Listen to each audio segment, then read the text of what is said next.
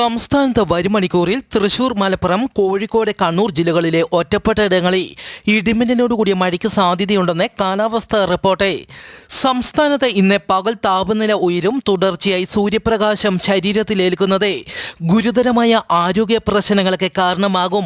പുറംജോലികളിൽ ഏർപ്പെടുന്നവരും bike യാത്രക്കാരും കൂടുതൽ ജാഗ്രത പാലിക്കുക. പുറത്തേക്ക് ഇറങ്ങുമ്പോൾ തൊപ്പിയോ കുടയോ ധരിക്കുക. ദാഹമില്ലെങ്കിലും ധാരാളം ശുദ്ധജലം കുടിക്കണമെന്നും നിർജ്ജലീകരണം ഉണ്ടാകുന്ന മദ്യം, കാപ്പി, ചായ തുടങ്ങിയ പാനീയങ്ങൾ പകൽ സമയത്തെ ഒഴിവാക്കണമെന്നും അറിയിച്ചു.